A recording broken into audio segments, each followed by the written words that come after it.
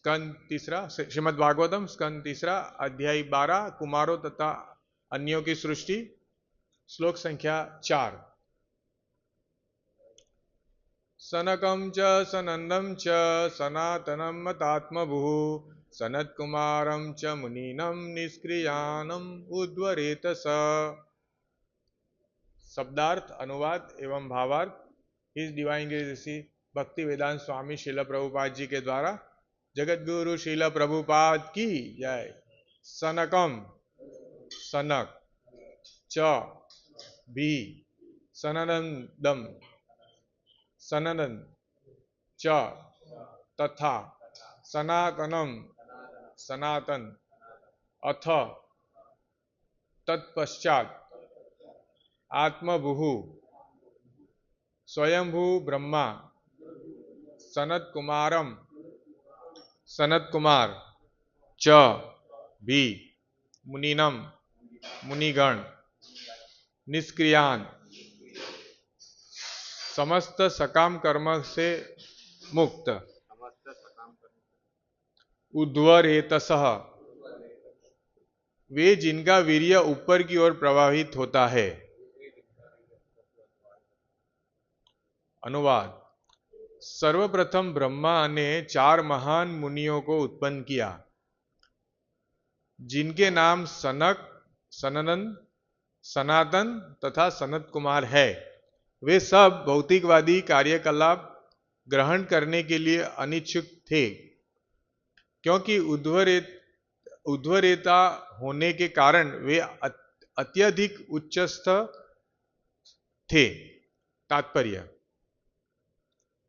यद्यपि ब्रह्मा ने अविद्या के सिद्धांतों की सृष्टि उन जीवों की आवश्यकता के रूप में की, जिनके भाग्य में भगवान की इच्छा से अविद्या बधी थी, किंतु वे ऐसा अप्रशंसनीय कार्य करने के लिए संतुष्ट नहीं थे। इसलिए उन्होंने ज्ञान के 4 सिद्धांतों की सृष्टि की। ये है सांख्य, योग, वैराग्य तथा तप।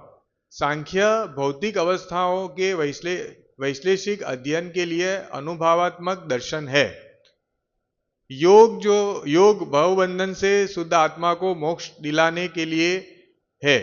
वैराग्य उच्चतम आध्यात्मिक ज्ञान तक ऊपर उठने के लिए जीवन में भौतिक भोग से पूर्ण विरक्ति को स्वीकार करना है। और तप आध्यात्मिक सिद्धि के लिए विभिन्न प्रकारों की स्वेच्छा से की गई तपस्या है।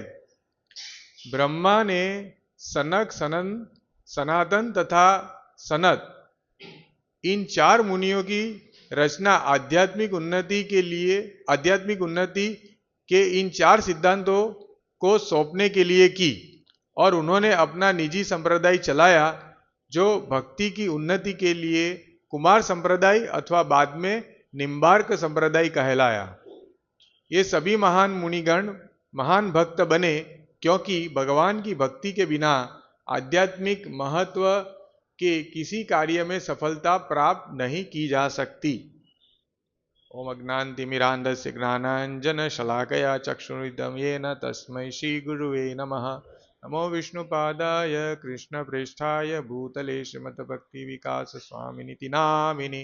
नमो ओम विष्णुपादाय कृष्णप्रेष्ठाय भूतले श्रीमते भक्तिवेदांत स्वामिनिति नामिने। नमस्ते सारस्वती देवे गौरवाणी प्रचारिणी निर्विशेष शून्यवादी पाश्चात्य देश तारिणी। जय श्री कृष्ण चैतन्य प्रभु नित्यानंद श्री अद्वैत गदाधर श्रीवासादि गौर भक्त वृंद। हरे कृष्णा कृष्णा कृष्णा हरे हरे, हरे राम राम राम हरे हरे। तो हमने कल देखा, जैसे ये अध्याय चालू हुआ है परमाणु की गणना के बाद, अभी ब्रह्मा जी कैसे सृष्टि कर रहे हैं। तो शुरुआत में ब्रह्मा जी ने ये पूरा जगत का ब्रह्मांड का निर्माण किया। उसके बाद अभी जो सूक्ष्म तत्व है, जैसे कल के श्लोक में जो था, उन्होंने 5 जो आत्मा आत्म प्रवंचना, मृत्यु का भाव, हताशा, क्रोध और मिथ्या सामित्व, ये चार चीज जो है वो उत्पन्न किए।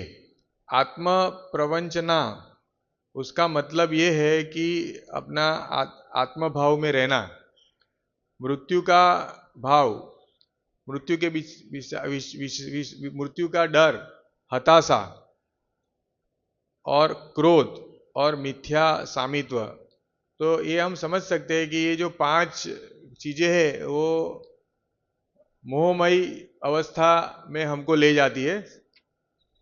और अपनी जो असली अवस्था है, अपनी असली अवस्था है कि आत्मा जो है, हम आत्मा है, सच्चिदानंद स्वरूप है, भगवान के अंश है और भगवान के दास है, उसको विस्मृति करा देता है।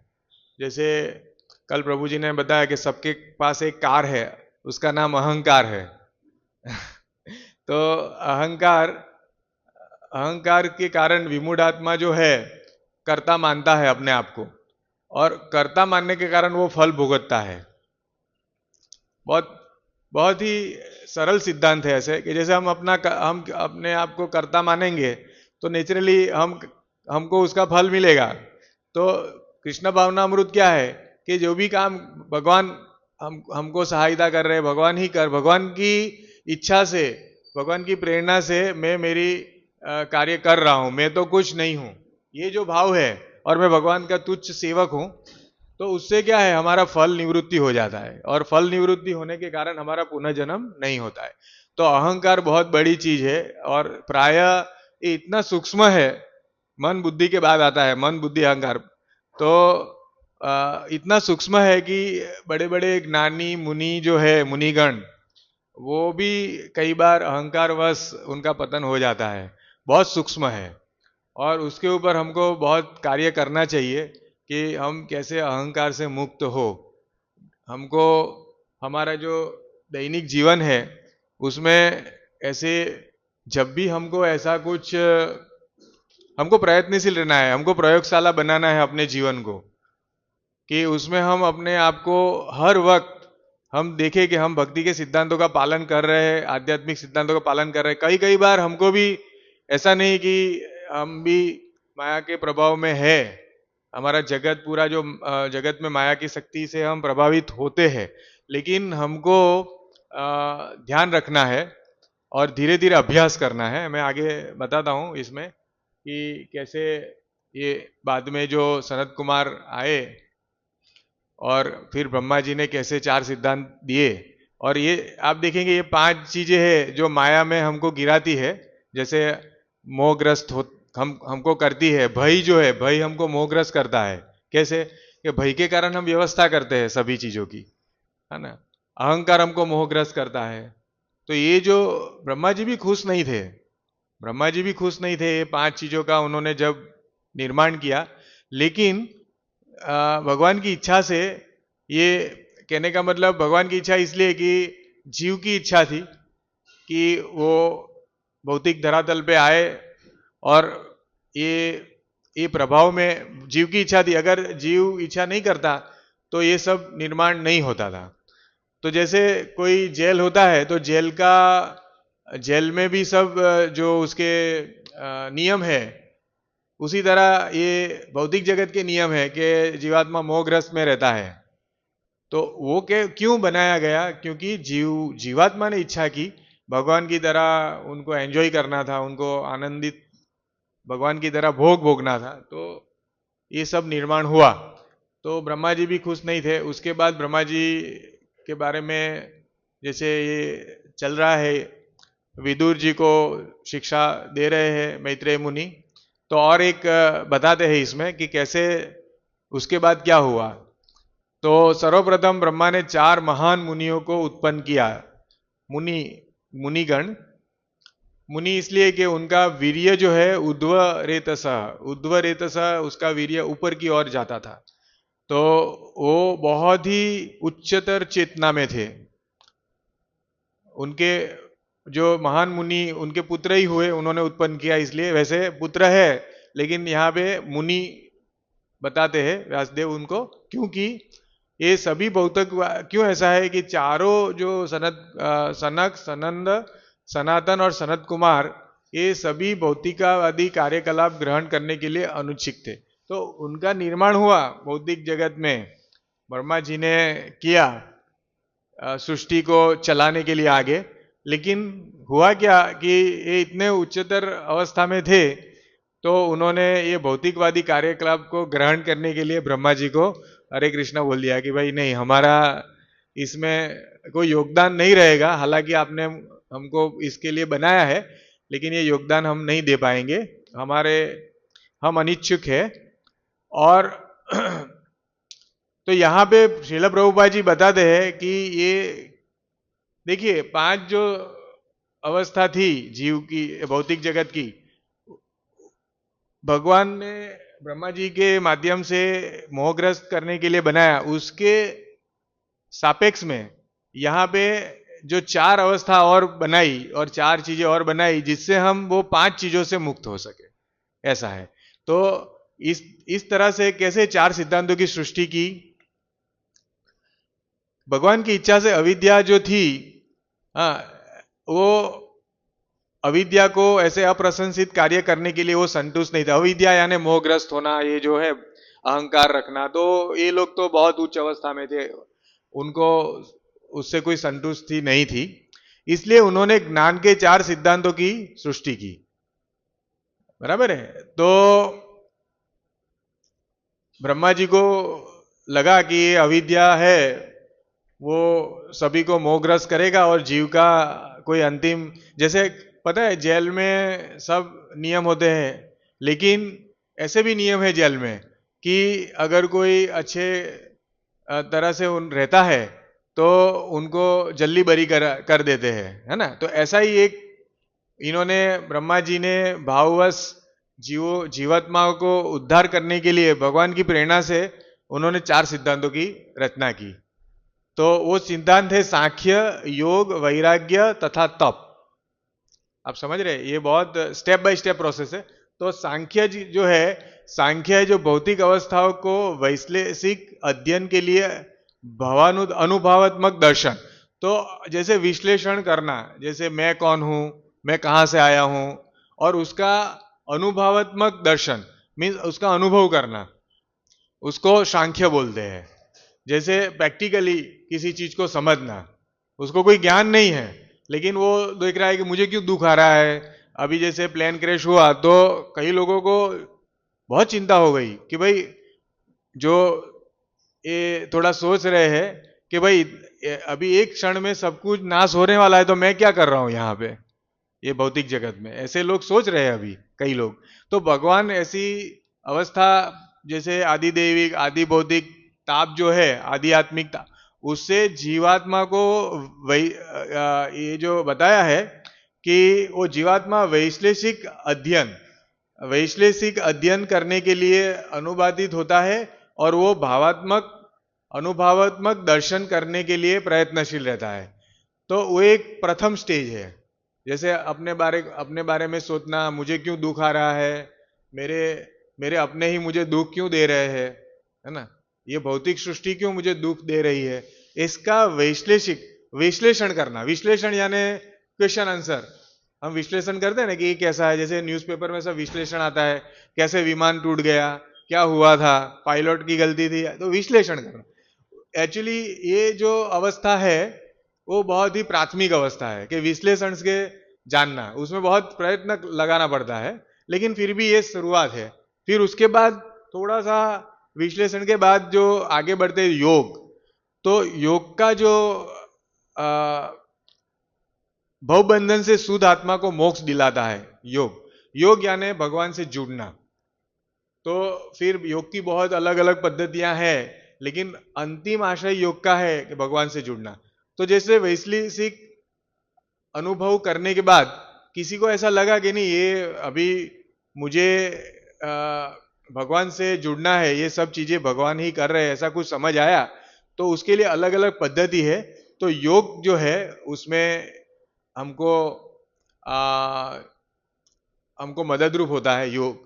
अभी सांख्य योग है, ये ध्यान योग है, ज्ञान योग है, है ना, भक्ति योग, तो अलग अलग योग पद्धति है। हालांकि हर एक योग पद्धति श्रील प्रभुपाद जी ने भगवद गीता में बताया है कि वो पृथक नहीं है, उसका अंतिम ध्येय है भगवान की प्राप्ति है। तो ये दूसरा स्टेज है। तीसरा स्टेज है वैराग्य।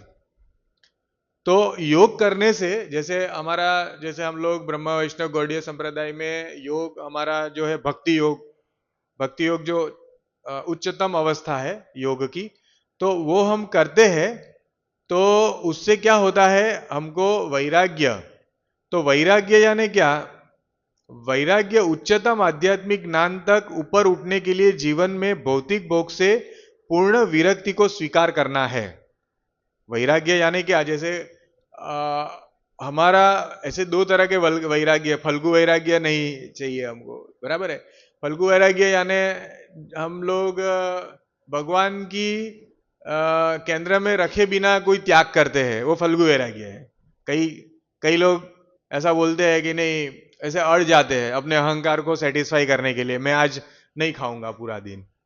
तो वो ऐसा नहीं है, आप किसके लिए कर रहे हो वो इंपॉर्टेंट है। तो बेसिकली वैराग्य का बहुत अच्छा यहाँ पे श्रील प्रभुपाद जी ने बताया है कि वैराग्य यानी भौतिक भोग से पूर्ण विरक्ति को स्वीकार करना।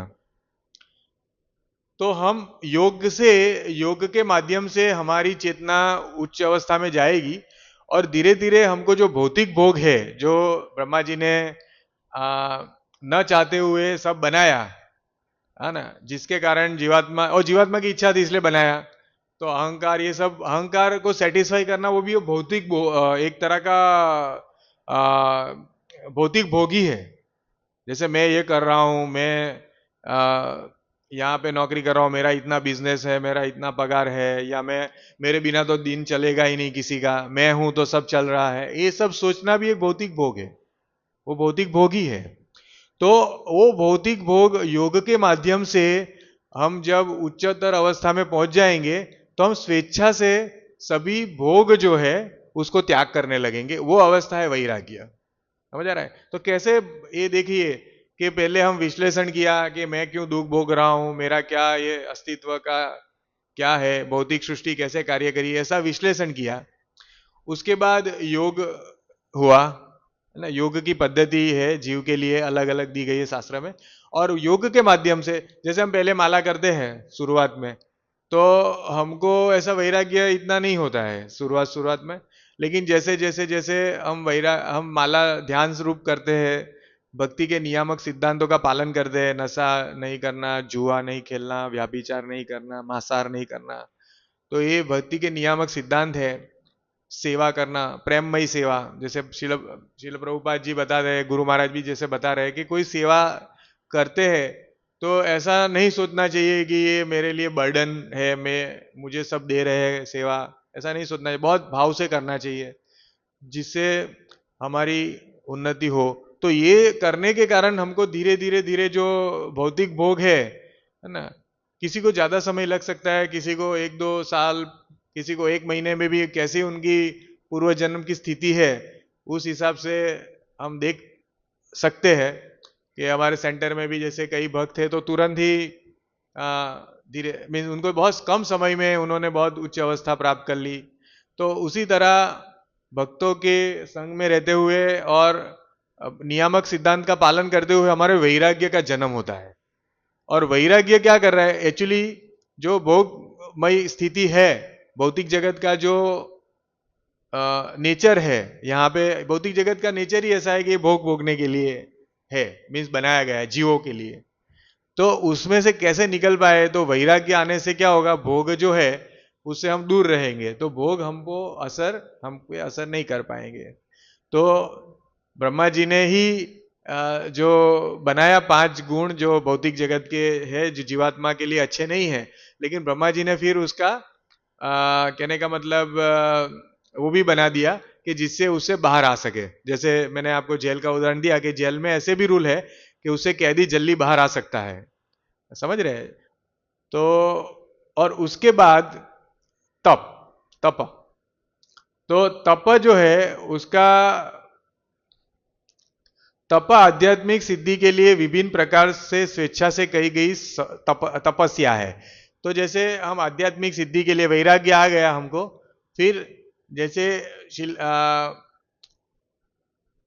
हमको कई बार राधेश प्रभु भी बताते हैं कि भक्ति के 4 नियामक सिद्धांत और मंगला आरती में आना ही बहुत बड़ा तप है आज के जमाने में। पहले जैसे हम देखते हैं त्रेता युग और सतयुग में जिस तरह का तप करना होता है, उससे हम कलयुग में अगर हम कोई भी आदमी, क्योंकि अभी हम देख रहे हैं कि प्राय जैसे मेरे घर है उसके, मैं शाम को जब बुधवार का प्रोग्राम है वहाँ अटेंड करने आता हूँ, तो मेरे घर के नज़दीक ही एक अपार्टमेंट के नीचे करीबन 6-7 अंडे की दुकान है और इतना भीड़ लगता है वहाँ पे। तो इसका मतलब क्या हुआ कि अभी मांसाहार जो है वो लाइक टिकट ग्रांटेड मीन्स एक तरह का ये हमारा फूड ही हो गया। ऐसे पहले हम देखते हैं कि लोग बहुत कम और ऐसी जो लोग हैं वही इसका उपयोग करते थे मांसाहार का, लेकिन अभी तो एकदम से मांसाहार सभी जगह व्याप्त हो गया। और हमारे एक जैसे कई बार तो ब्राह्मण और ये लोग जो है by birth not by Karma, वो लोग भी खा रहे हैं बाई बर्थ। तो पहले इतना था कि कई लोग जो कोई बर्थ ऐसी कास्ट में हुआ है तो नहीं खाते थे, लेकिन अभी सब कुछ मांसाहार बहुत बढ़ गया है। नशा, आए दिन करोड़ों रुपया का ड्रग्स बरामद होता है आए दिन। तो अभी आप सोचिए कि कोई चीज का डिमांड होगा तभी इतना सप्लाई हो रहा है ना। हमको पता नहीं, हम लोग सब भक्तगण के संग में रहते हैं, इसलिए ये भोग है अलग अलग जो जिसमें से लोग छूट नहीं पा रहे हैं। हम भगवान की कृपा से, शिला प्रभुपाद जी की कृपा से और भक्तों की कृपा से हम उससे बच गए हैं। तो हमको इसका हर वक्त हमको कृतज्ञ रहना है, भगवान को हर बार प्रार्थना करना है कि भगवान आपने हमको बचा लिया, नहीं तो हम कहाँ कूड़े के ढेर में पड़े होते इन लोगों के साथ। तो आप देखिए ड्रग्स इतना मिल रहा है, करोड़ों करोड़ों रुपये का, उसके पैकेट जो है वो तैर के समुद्र में आ रहे हैं। अब सोचिए करोड़ों रुपये का पैकेट आ जाता है मीन्स समुद्र में, मीन्स वो क्या है स्मगलिंग करते हैं और उनको डर, कई बार दिखते हैं कि पुलिस आ गए वहां पे नौका में तो वो फेंक देते हैं। तो आप सोचिए कि इतना सप्लाई हो रहा है सूरत में और हर जगह पे, उसमें कोई लोग इतना उसको डिमांड कर रहे हैं। अभी डेली रूटीन हो गया है ड्रग्स का, ड्रग्स लेना। तो आप सोचिए आदमी कहाँ चला गया, भोग में इतना अंध हो गया है ना। तो ये भोग विलास जो हो रहा है, व्याभिचार इतना व्याप्त हो चुका है आए दिन। अभी एक कुछ मैंने न्यूज में पढ़ा था, कोई राजा था मध्य प्रदेश का, उसकी वाइफ, लोग घूमने गए थे मैरिज के बाद, तो उसकी वाइफ ने उसकी हत्या कर दी क्योंकि उसका कुछ किसी और के साथ उसका व्यभिचार था। तो आप सोचिए कि कहाँ घिर रहे हैं, मीन्स एक ही दिन मैरिज के बाद उसका अपने पति को हत्या कर रहे हैं लोग, मीन्स। और उसी तरह पति भी पत्नी की हत्या कर रहे हैं। वो एक बहुत साल पहले उसे काट काट के पत्नी को पूरा काट दिया छोटे छोटे टुकड़े में और फ्रीज में रख दिया। आप सोचिए कितना निम्न अवस्था चला गया व्यभिचार के कारण। और जैसे गुरु महाराज और कई बार आदेश प्रभु भी बताते हैं कि मोबाइल जो है वो बहुत बड़ा शत्रु बन गया है, माया का हथियार है। और व्यभिचार जो पनप रहा है, नशा, जुआ, ये सभी मोबाइल से आ रहा है, सभी मोबाइल से आ रहा है। जैसे जुआ का अभी कुछ ऐसा है, मुझे पता नहीं है, लेकिन ऐसी एडवर्टाइज देखी है कि ये जो क्रिकेट में मैच चलता है उसमें पैसे लगाते हैं मोबाइल ऐप्स के माध्यम से। पहले तो क्या था कि पुलिस रेड करती थी, एक जुआ का एक जगह रहता था, वहां जुआ खेलने जाते थे और कोई बता देता था पुलिस से अवार्ड लेने के लिए, तो कोई बता देता, उनमें से ही कोई बता देता था, तो वहां जाके रेड करते थे और पकड़ते थे। अभी तो कैसे पकड़ेंगे, सब अपने घर से जुआ खेल रहे हैं। अब सोचिए, जुआ यानी ऐसा नहीं कि ऐसे पत्ते से ही खेलना। जुआ का मतलब ये है कि किसी किसी चीज में मेहनत किए बिना, अनधारिया मीन्स कुछ हमको पता ही नहीं है, अनसर्टन हमको अब लाभ हो जाता है, उसको जुआ बोलते हैं। अनसर्टन मीन्स मेहनत किए बिना कोई लाभ हो जाता है, उसको जुआ बोलते हैं ऐसे। तो ऐसे पैसे कमाना, उसमें शेयर सट्टा भी आ जाता है। जैसे आज पैसा लगाया, उसका शेयर बढ़ गया, वो पैसा बढ़ गया, ऐसा कुछ मेहनत नहीं किया। तो ये सब भौतिक जगत में अभी चल रहा है और उसके कारण जीवात्मा फल भुगत रहा है और इतना खतरनाक फल भोग रहा है वो। करोड़ जीवन ये ऐसी अवस्था में वो जाता है जिसमें उसको त्रिविध ताप सहन करने पड़ रहे हैं। आप देख रहे हैं जैसे अभी प्लेन क्रैश हो गया, छोटे छोटे बच्चे तक मर गए। तो लोगों को सवाल होता है, यार ऐसी प्रकृति इतनी इतनी डेंजर है कि इतना छोटे बच्चों को भी नहीं बचाया। अरे भाई अभी आपका कितने लेखा जोखा है, आपका पाप इतना हुआ हुआ है, करोड़ों करोड़ों आपने मछली को खा लिया है ना, लोगों करोड़ों करोड़ों स्त्रियों के साथ आपने व्यभिचार किया है। तो ये सब भोगना पड़ेगा, ऐसा नहीं है, ये सब भोगना पड़ेगा। तो फल जो अगर है, फल मिले हैं तो फल को भोगना ही पड़ेगा, ऐसा है। फल जीवात्मा को भोगने पड़ेंगे। और तो इसके लिए हमको ये चार जो है, जो चीजें हैं, जैसे हमने देखा कि सांख्य से उठते हुए धीरे धीरे तप की अवस्था तक पहुंचना है। और तप भी कैसा करना है, ऐसा नहीं कि जोर जबरदस्ती से तप करना है, क्योंकि वैराग्य के बाद तप की इच्छा होगी। तो इस तरह से हम धीरे धीरे ये भौतिक अवस्था से बाहर आएंगे। भौतिक अवस्था यानी मोहमयी अवस्था जो है, मायामयी अवस्था है, उससे हम बाहर आएंगे। तो ये जो सिद्धांत है, ब्रह्मा ने सनक, सनंद, सनातन तथा ये सनत मुनि को ये आध्यात्मिक उन्नति के लिए चार सिद्धांतों को सौंपा। एक को सांख्य सौंपा, एक को तप, वैराग्य, इस तरह से अलग अलग उनको सौंपा। और वो सौंपने के बाद उन्होंने अपनी परंपरा चलाई, क्योंकि वही एक पॉइंट है यहाँ पे, जैसे बहुत ही इंपॉर्टेंट पॉइंट है कि उन्होंने संप्रदाय चलाया और भक्ति की उन्नति के लिए उसका जो नाम है क्या है, कुमार संप्रदाय। जैसे हम बोलते हैं ना, कुमार, श्री, रुद्र, ब्रह्म संप्रदाय, जो चार संप्रदाय है जिसको शास्त्र ने ऑथोराइज किया है, उसमें से एक कुमार संप्रदाय है, जिसको बाद में निम्बार्क संप्रदाय भी बोला जाता है। तो सभी महान मुनिगण भक्त बने और भगवान की भक्ति के बिना आध्यात्मिक महत्व किसी कार्य से सफलता नहीं की जा सकती। तो यहाँ पे श्रील प्रभुपाद जी बताते हैं कि सभी मुनिगण जो है भक्त बने, भगवान के भक्त ही थे। वैसे तो उन्नत अवस्था थी, क्योंकि उनकी जो है उनको मुनि बोला गया है। तो मुनि यानी जिनका मन जो है भगवान में स्थिर है। सो मुनि न निष्क्रिया ऊर्ध्व रेतसः। तो निष्क्रियान यानी समस्त सकाम कर्म से मुक्त। निष्क्रिय यानी ऐसा नहीं कि ये काम में मीन्स जैसे पड़े रहना मगर की तरह पानी में, ऐसा नहीं है। निष्क्रिय यानी सकाम कर्म से मुक्त, वो तो आलसीपना है ना। तो कई लोग ऐसे संप्रदाय भी है, भक्ति में आते हैं, जैसे हम देखते हैं जैसे ये क्या है, हरिद्वार और कई ऐसे जगह है, वहां निष्क्रिय बैठे रहते हैं सब साधु, और चलम भी पीते हैं और सभी करते हैं काम। तो ऐसे ये आध्यात्म नहीं है। आध्यात्म चेतना यानी सकाम कर्म से मुक्त होना, और हमारा जो वीर्य की स्थिति है उसको उच्च अवस्था में ले जाना, जो आध्यात्मिक चेतना। ये श्रील प्रभुपाद जी इसके अंत में लिख रहे हैं, भगवान की भक्ति के बिना आध्यात्मिक महत्व के किसी कार्य में सफलता प्राप्त नहीं की जा सकती। तो श्रील प्रभुपाद जी बताते हैं कि ये सभी नियामक सिद्धांत है, तप, वैराग्य, ये सब में भक्ति द्वारा ही ये सिद्ध कर सकते हैं। बाकी तो फिर वो उसका कोई इतना महत्व नहीं रहेगा। जैसे एक श्लोक में ले लेता हूं भगवत गीता का। श्री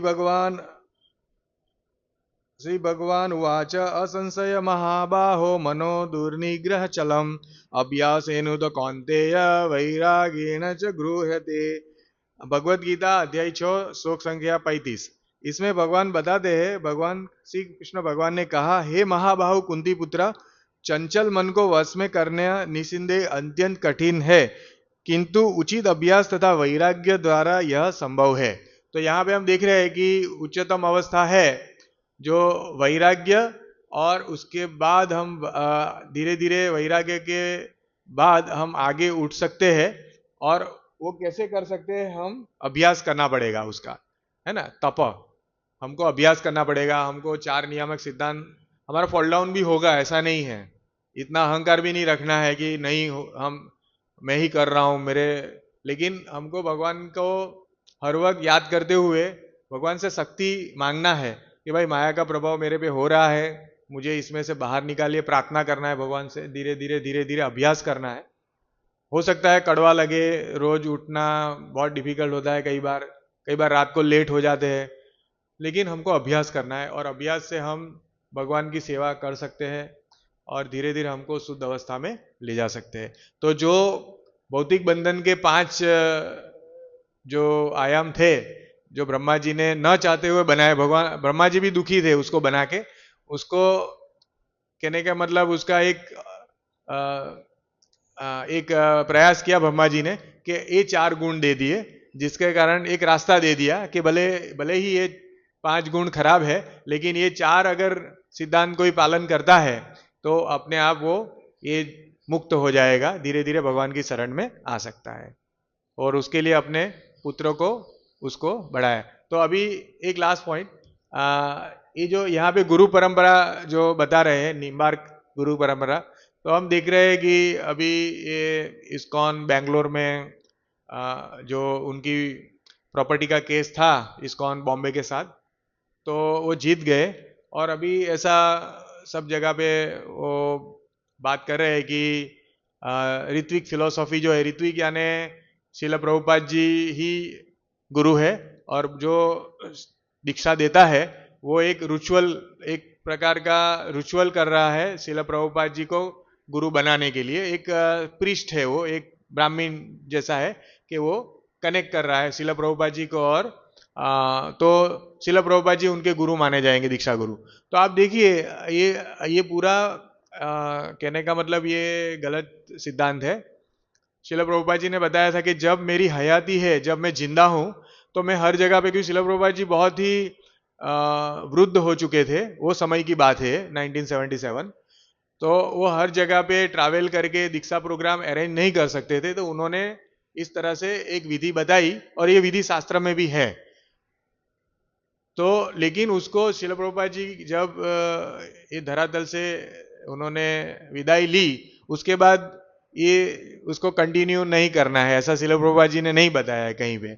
और हम शास्त्र के माध्यम से भी देख रहे हैं कि ये सिद्धांतों को आगे चलाने के लिए ब्रह्मा जी ने अपने पुत्रों को दिया, उनके उनके शिष्य को दिया, और इस तरह से परंपरा में ये कुमार संप्रदाय में आज तक भी गुरु शिष्य परंपरा जीवित है। तो ये जो चल रहा है वो एक्चुअली शास्त्र के विरुद्ध है, और इसके बारे में विस्तृत चर्चा जो हमारे गुरु शनिवार में शिल अपने हिज ग्रेस जो राधेश प्रभु है वो डिस्कस करेंगे। तो ये पॉइंट बहुत ही इंपॉर्टेंट है। कई भक्त मेरे पे भी मैसेज आ रहा है कि भाई ये सब यूट्यूब के माध्यम से देख रहे हैं, और कई जगह पे इस तरह का उसका उल्टा पुल्टा अर्थघटन हो रहा है, जिससे हमारे भक्तगण भी सोच में पड़ गए हैं। लेकिन ये हमको देखना है कि क्या सही क्या गलत है। शास्त्र के माध्यम से श्रील प्रभुपाद जी के कोटेशन से बहुत जगह पे श्रील प्रभुपाद जी ने बताया है कि मेरे शिष्य के शिष्य मेरे ग्रैंड डिसाइपल होंगे, ऐसा बताया है। तो हमको ये समझना चाहिए। हरे कृष्ण। श्रीमद् भागवतम की जय। श्रील प्रभुपाद की जय। वांछकल्पतरुभ्यश्च कृपा सिन्धुभ्येव पतितानां पावनेभ्यो वैष्णवेभ्यो नमः।